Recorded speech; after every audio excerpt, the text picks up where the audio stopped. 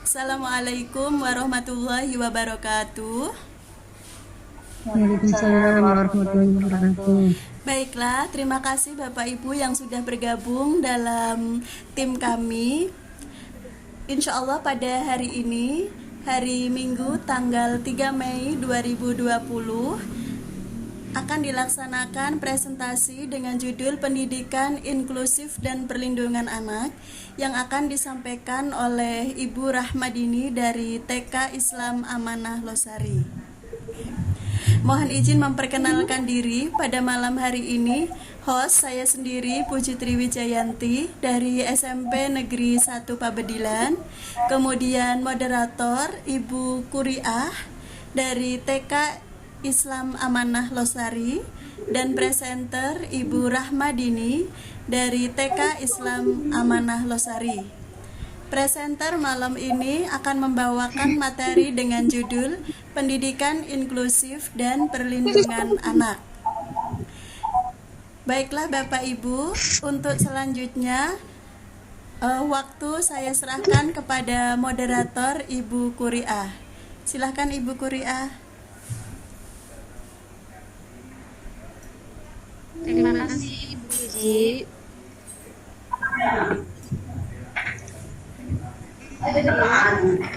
Disampaikan oleh Ibu Rahmini dari Kesehatan Amanah yang akan menyampaikan tentang pendidikan inklusif dan perlindungan anak. Maka berdiri. Ya. Assalamualaikum warahmatullahi wabarakatuh. Waalaikumsalam warahmatullahi wabarakatuh. Selamat malam Bapak Ibu semuanya. Selamat Terima malam. kasih kepada host kita, host kami Ibu Puji Triwijayanti dan moderator Bunda Kuriah. Terima kasih atas waktunya. Untuk ikon kali ini kita akan membahas tentang pendidikan inklusif dan perlindungan anak.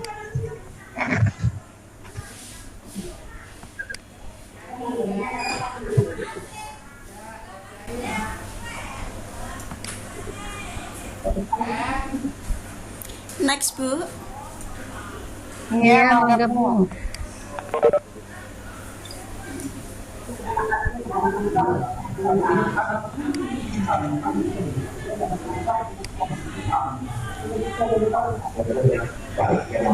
Pendidikan inklusif yaitu pendidikan yang terbuka dan ramah terhadap pembelajaran dengan mengedepankan tindakan menghargai dan merangkul perbedaan.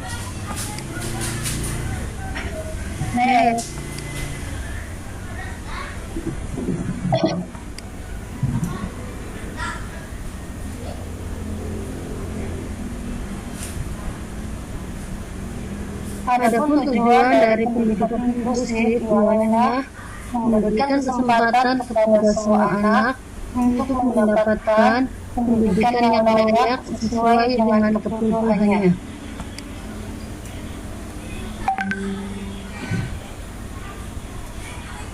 Lalu tujuan berikutnya yaitu membantu mempercepat program wajib belajar pendidikan dasar.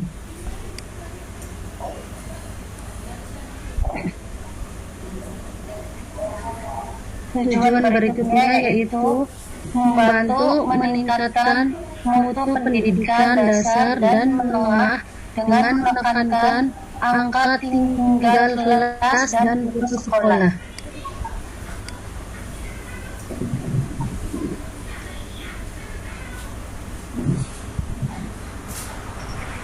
Berikutnya tujuannya yaitu menciptakan model pendidikan yang menghargai keanekaragaman, tidak diskriminatif, serta ramah terhadap pembelajaran.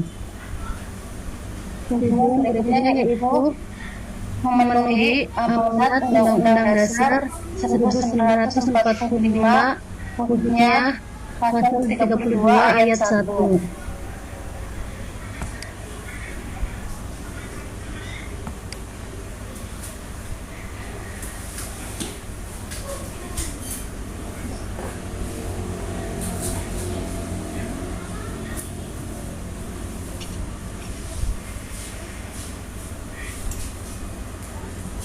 Belum kelihatan di layar tuh. Ada.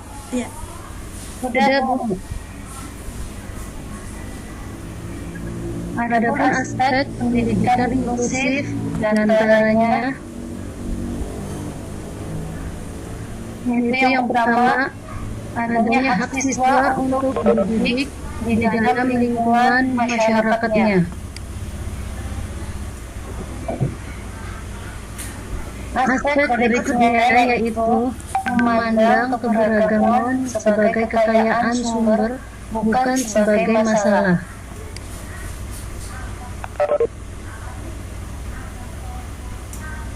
Aspek berikutnya yaitu saling memelihara hubungan antara sekolah dan masyarakat.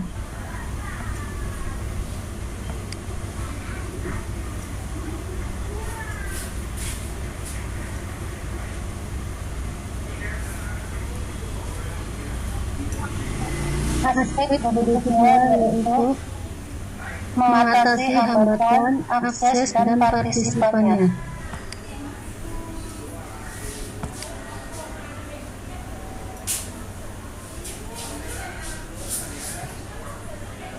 Berikutnya yaitu adalah landasan pendidikan inklusif, di antaranya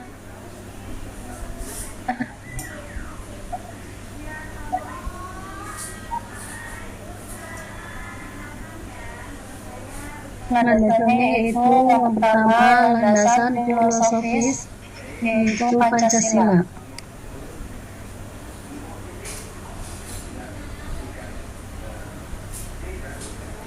Pancasila yang didirikan atas fondasi yang lebih mendasar lagi yang disebut Bhinneka Tunggal Ika sebagai wujud pengakuan kebinekaan manusia, baik kebinekaan vertikal maupun horizontal.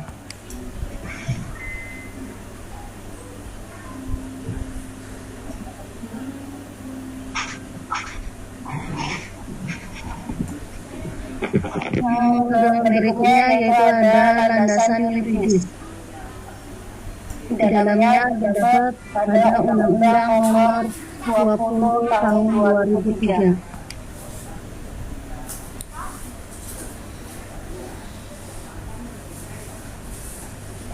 Isi dari landasan yuridis ialah Undang-Undang Nomor 20 Tahun 2003 tentang Sistem Pendidikan Nasional yang dalam penjelasannya menyebutkan bahwa penyelenggaraan pendidikan untuk peserta didik berkelainan atau memiliki kecerdasan luar biasa diselenggarakan secara inklusif atau berupa sekolah khusus.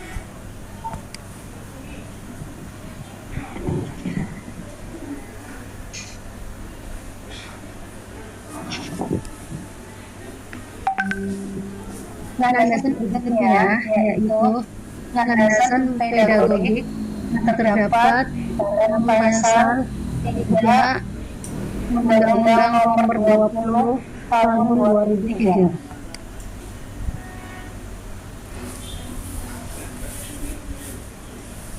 Isi dari landasan pedagogis ialah tujuan pendidikan nasional adalah berkembangnya potensi peserta didik agar menjadi manusia yang beriman dan bertakwa kepada Tuhan Yang Maha Esa, berakhlak mulia, sehat, berilmu, cakap, kreatif, mandiri, dan menjadi warga negara yang demokratis dan bertanggung jawab.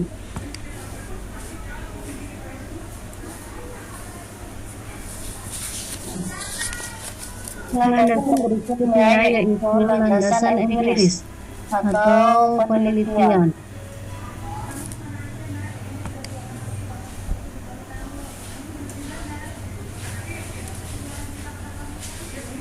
Isi dari landasan empiris yaitu hasilnya menunjukkan bahwa klasifikasi dan penempatan anak berkelainan di sekolah, kelas, atau tempat khusus tidak efektif dan diskriminatif.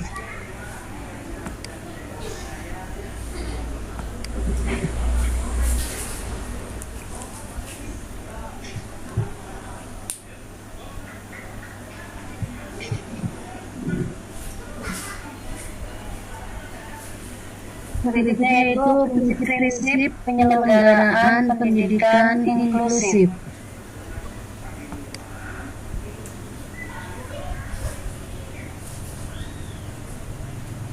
Yang pertama, pendidikan yang ramah.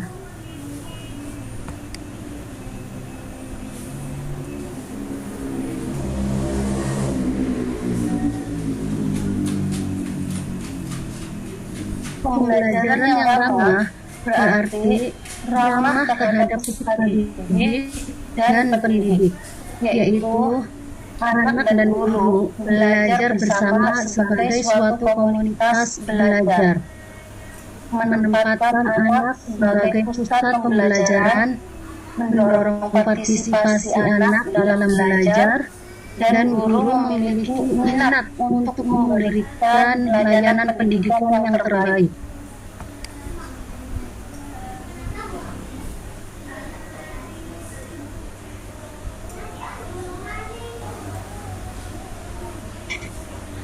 Yang kedua yaitu memenuhi kebutuhan.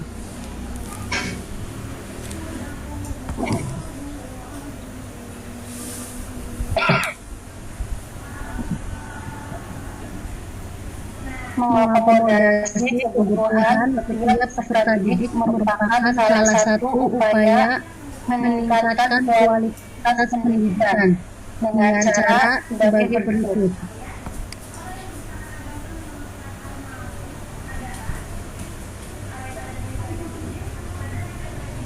Yang pertama yaitu memperhatikan kondisi peserta didik.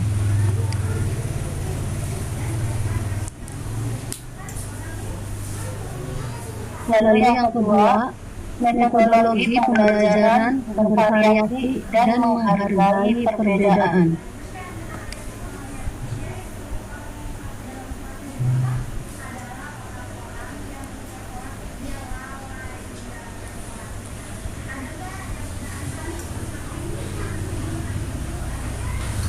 Yang ketiga yaitu memanfaatkan lingkungan sekitar sebagai sumber belajar.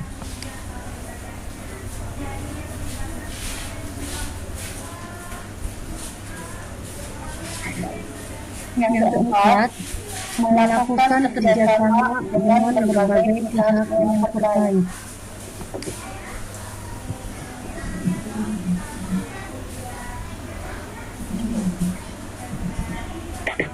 Kunci yang ketiga yaitu mengembangkan potensi peserta didik secara optimal mungkin.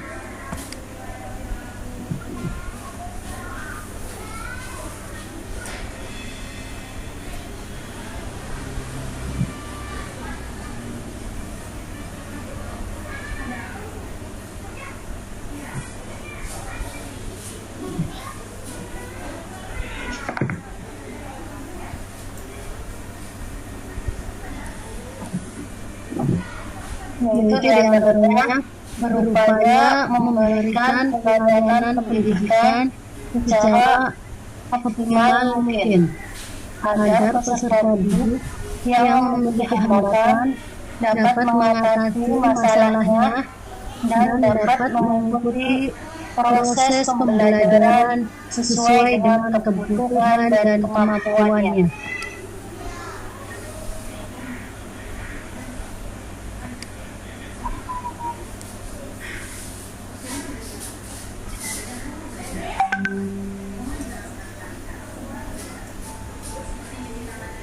Ada faktor yang mempengaruhi keberhasilan pendidikan inklusif, yaitu diantaranya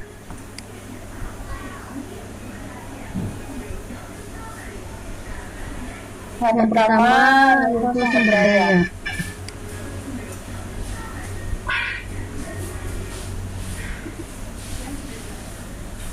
Penyediaan sumber daya yang memadai akan membantu dan mempercepat implementasi inklusif.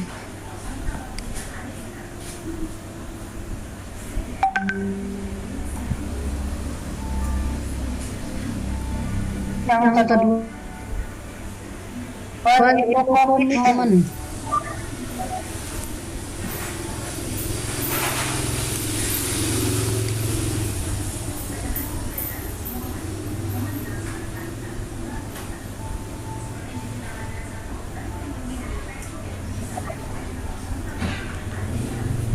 Komitmen atau janji atau keterikatan dari semua pihak untuk melaksanakan pendidikan inklusif.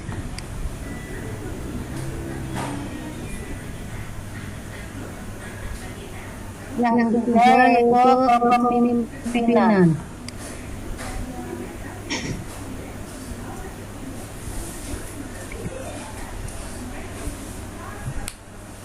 Kepemimpinan atau kepala sekolah memfasilitasi, memberikan dorongan, dan menjamin terlaksananya pendidikan inklusif.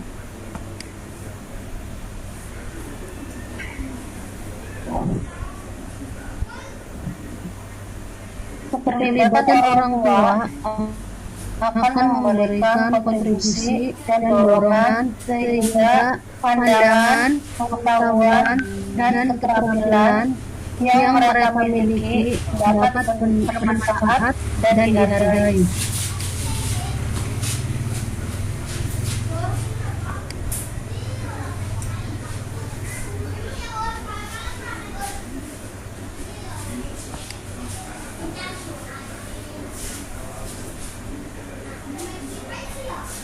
Sekian pemaparan yang dapat saya sampaikan.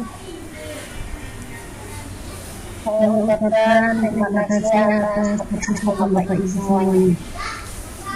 Saya kembalikan ke moderator.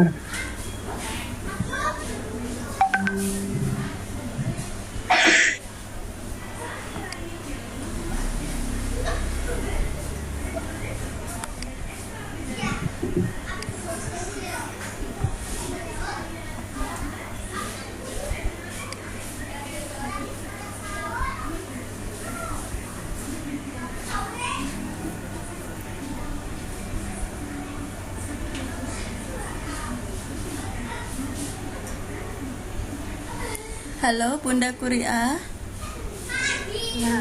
Iya. Mangga Bu, dipandu untuk Mangga Bunda. Mangga Bunda. Ada pertanyaan tentang materi yang disampaikan oleh Ibu Mandi. Barangkali ada yang ditambahkan oleh Bapak Ibu semuanya.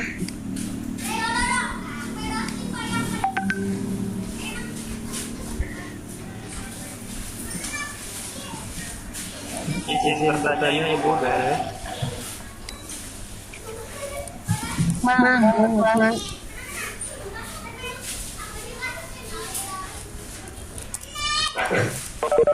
Bapak. Mangga Bapak, mau bertanya tentang Pak.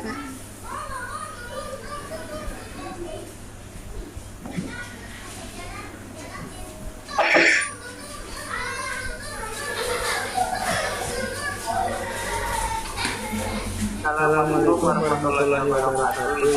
Waalaikumsalam warahmatullahi wabarakatuh. Perkenalkan, saya Manunu Hadir dari SMA Sipurang. Ya.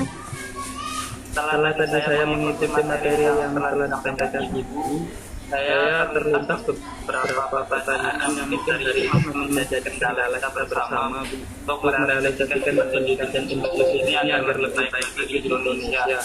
Yang pertama biasanya tantangannya itu pemahaman dan sikap yang belum merata di kalangan masyarakat tentang pendidikan inklusif.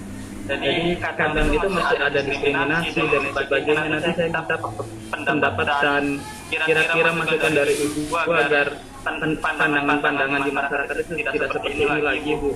Yang kedua, keterbatasan pengetahuan dan keterampilan guru. Kadang juga ketika guru ingin menerapkan pendidikan inklusif ini kurangnya skill, pengetahuan, terus juga keterampilan dan sebagainya.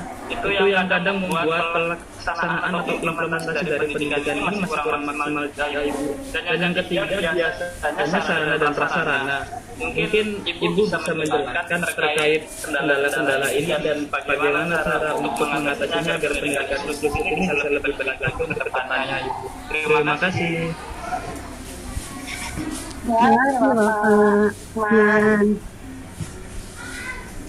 Saya akan memahami dari sekolah yang saya ya Pak ya, dari sekolah saya yang pernah ada di sekolah saya itu biasanya kalau kita ke orang tua itu sering kita kasih pemahamannya yaitu dengan melalui seperti rapat orang tua setiap sebulan sekali di TK kami tuh. Halo? Terdengar? Iya Bu, terdengar. Bagus. Di sekolah kami tuh biasanya mengadakan rapat orang tua sebulan sekali. Di situ di dalamnya kita ngasih masukan. Alat-alat pendidikan ini atau ada anak berkorban sesuanya yang perlu kita bantu atau yang perlu kita sampaikan tentang kondisi anak-anak kami. Nanti di dalam itu kita kasih masukannya juga. Lalu sebelum kita menerima siswa baru, kita harus mengenal dulu, menanyakan kepada calon peserta didik orang tuanya itu keadaan anaknya seperti apa. Biar nanti kita sebagai kepala sekolah, sebagai guru, sudah dapat menerima segala sesuatunya calon peserta didik kita. Lalu sarana prasarana kalau di TK kami masih ada, kalau ada itu biasanya kami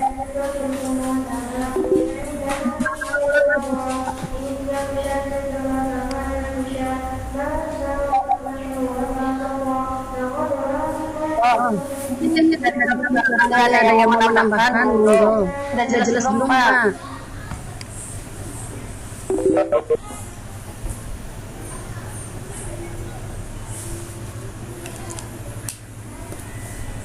Halo Bapak Lukman.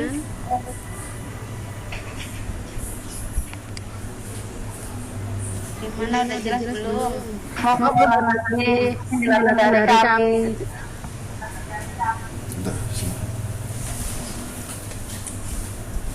Dari saya ada yang mau menambahkan.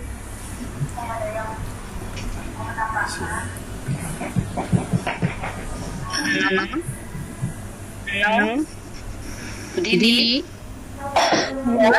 Ya. Bisa nambahin ya?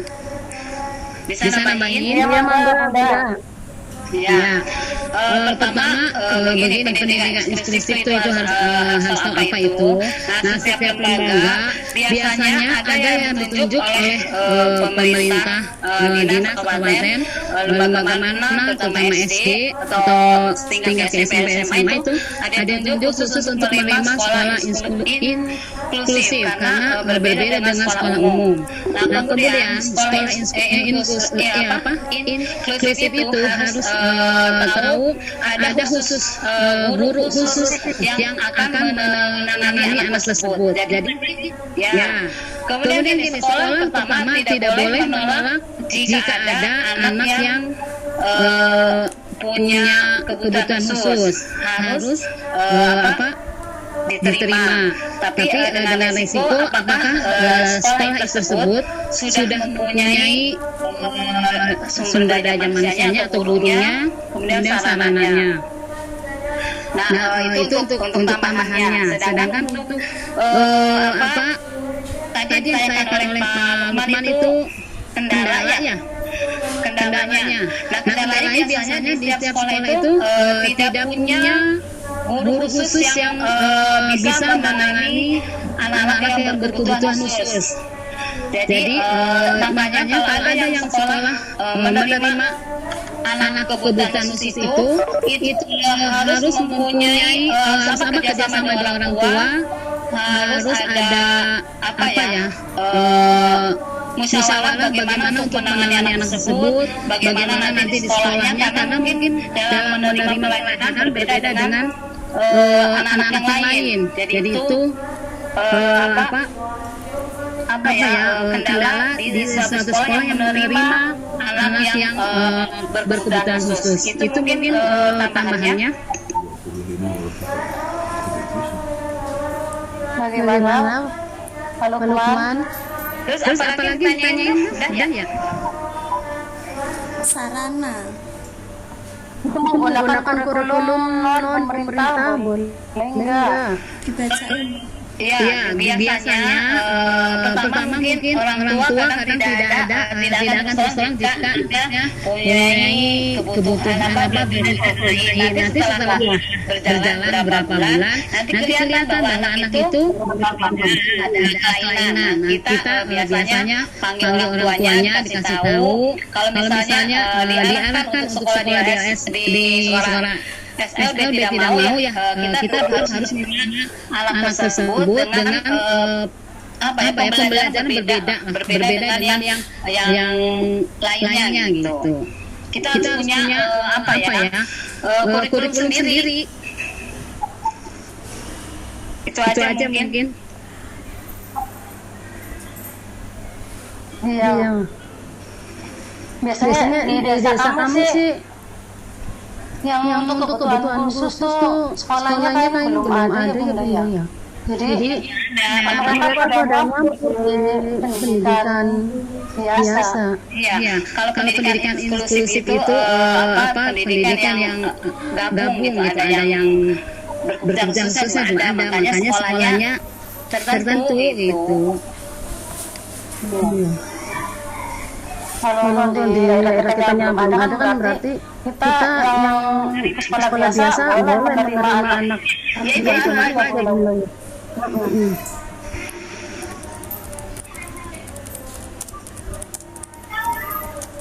Ini pertanyaan dari Pak Ilyas. Semoga terjawab ya Pak Ilyas.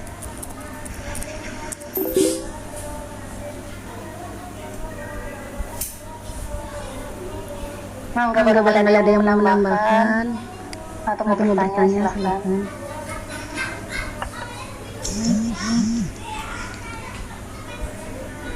Ini pertanyaan Pak Ilyas itu yang menggunakan kurikulum ya? Pembelian. Boleh. Sekolah tersebut biasanya punya kurikulum sendiri. Kalau yang dari pemerintah tidak ada, yayasan juga mengadakan sekolah tersebut.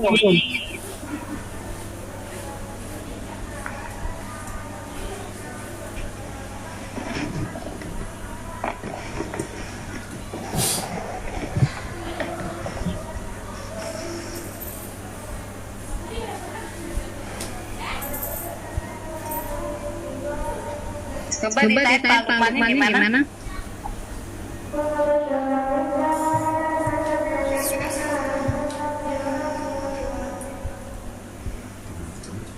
Pak Lukmannya sudah keluar. Ya udah. Silakan. Ada yang mau ditanyakan atau jelas tentang sekolah inklusif, pendidikan inklusif.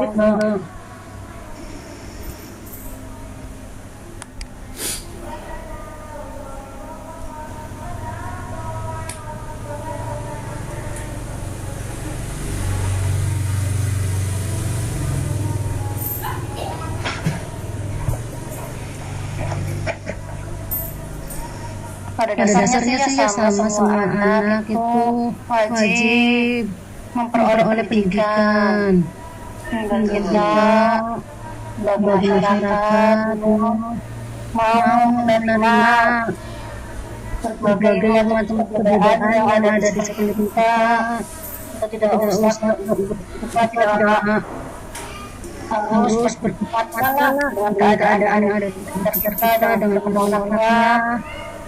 Mereka juga pengen belajar, bermain, lagi anak-anak terkata. Ini kebanyakan masyarakat itu kalau ada anaknya yang berkebutuhan khusus, mereka menutupinya seperti itu. Ini cuma bunda dalam anak saya cuma lambat dalam berjalan atau dalam menulis atau dalam membaca. Makanya biasa saya. Kalaupun sudah diarahkan ibu, bapak, anaknya harus Kalau segini ditempatkan di sekolah khusus. Ya, mereka ya kalau di desa kami ya seringnya jauh. Kalau harus di sekolah khusus gitu, Bu. Ciki kan udah kedeng. Ya, makanya kami cari sih tahun ini aja. Ada benda satu khusus. Yang aja bulan harus seharusnya itu satu anak satu guru. Nah itu dengan berbeda dan cara penanganannya, cara menyampaikan pembelajaran juga berbeda. Harus benar-benar punya biasanya anak berkebutuhan itu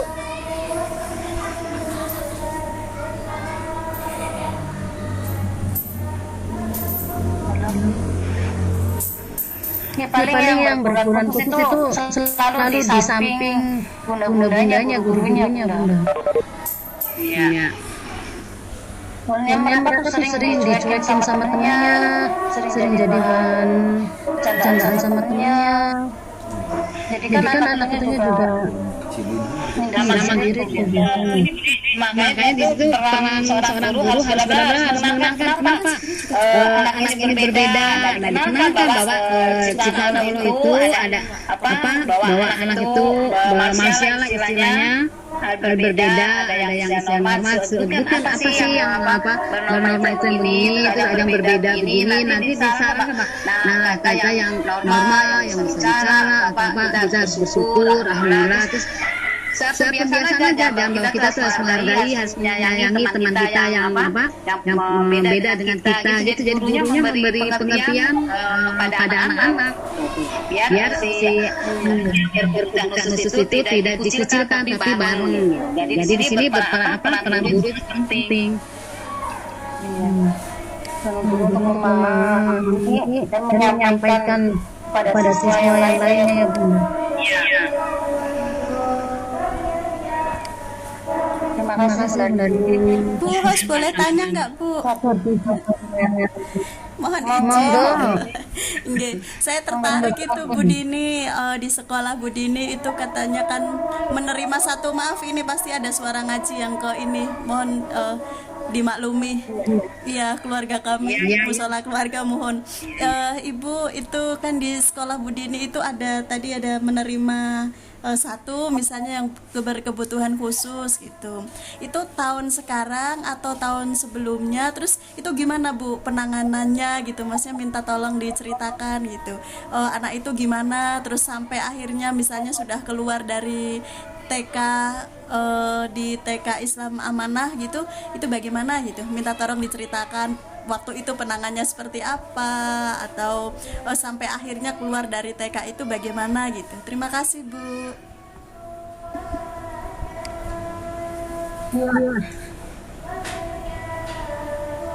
Waktu itu 2 tahun yang lalu kalau nggak salah ya Bu ya, itu pernah ada dan yang tahun sekarang juga ada, itu adiknya Bu. Jadi kakak adik semuanya tuh istimewa semua. Halo Ibu, terdengar nggak? Terdengar Bu, cuma ini sengaja mic-nya saya matikan karena itu ada suara yang terlalu keras dari musola depan. Iya. Ya, saya matikan lagi. Yang lalu ada ABK tuh. Dia ngomongnya tuh susah. Tapi kalau mau menulis harus dilatih menulis, tapi apa ya, dia nggak, maksudnya nggak punya rasa malu lah dengan dirinya, enggak. Jadi dia tuh membaur, bermainnya bareng-bareng, tapi gitu dia jarang ngomong. Kalau mau ngasih tahu ke gurunya, ke temennya, itu pasti narik-narik baju, narik memberikan isyarat tuh Bu. Narik terus, lalu dia memberikan, misalnya ini susah main ini, kasih mainannya yang belum dia paham. Lalu ya Kak, saya memberikan kepada guru bahwa ini harus lebih diperhatikan. Kalau dia sedang bermain dengan temannya, sedang menulis apa mewarnain, itu harus lebih dikhususkan, harus lebih diperhatikan, karena di kami tuh gurunya satu kelas ya cuma satu, nggak bisa menerima guru yang buat anak berkebutuhan khusus. Jadi itu cara penanganannya seperti itu, harus disabarin, ditelatenin.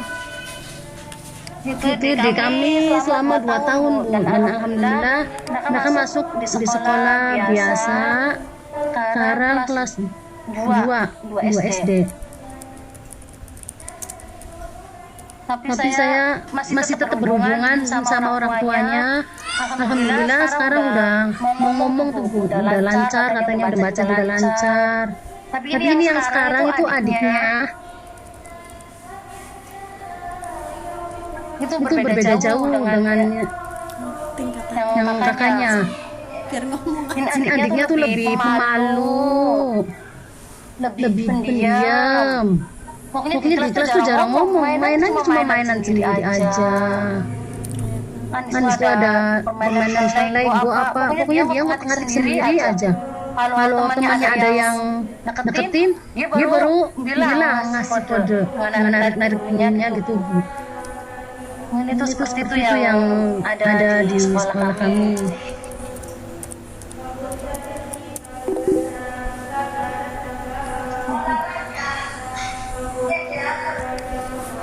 Ya Bu, terima kasih sekali penjelasannya.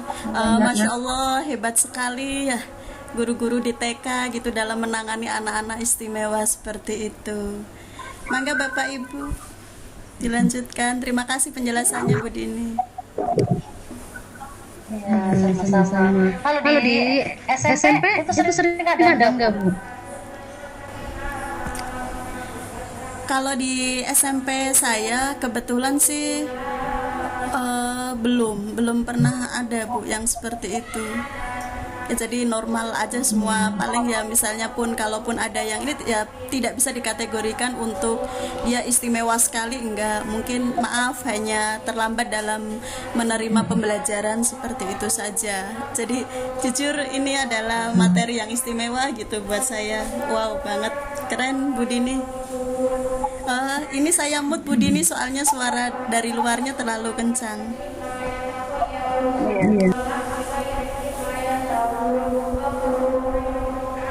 Yang lainnya ada yang penasaran dengan pendidikan inklusif.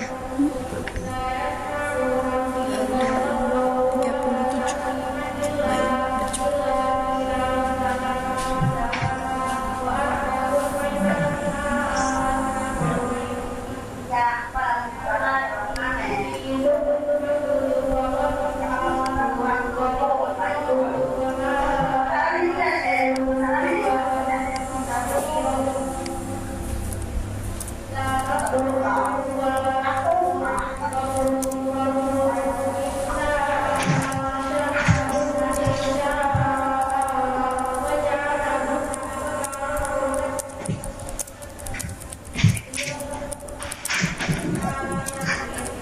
mungkin sudah cukup jelas ya semuanya. Moderator bakal nanti mau memimpin lagi.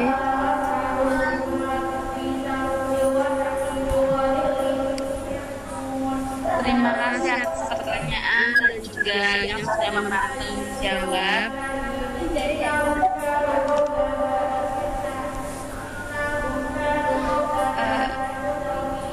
Saya kembalikan lagi ke host. Mangga. Iya, terima kasih kasih terima kasih Bunda Kuria sebagai moderator. Saya sebagai host merasa luar biasa hari ini menerima materi dari Bunda Dini. Mohon dimaafkan backing suara di belakang. Jujur hari ini materinya menambah wawasan kita semua tentang pendidikan inklusif Bapak Ibu. Sebenarnya saya ingin masih banyak bertanya Bapak, cuma Bapak Ibu cuma karena suara berisik di belakang khawatir mengganggu rekaman dan seterusnya gitu. Bagaimana kalau kita tutup sesi ini Bapak Ibu? Ya. Terima kasih atas pemaparan materinya Bunda Dini. Terima kasih atas kehadirannya Bapak Ibu semua di Vicon kali ini. Terima kasih atas moderatornya Ibu Kuria. Mohon maaf apabila ada kesalahan. Saya sebagai host. Terima kasih semua. Assalamualaikum warahmatullahi wabarakatuh. Waalaikumsalam warahmatullahi wabarakatuh. Terima kasih Bu Puji.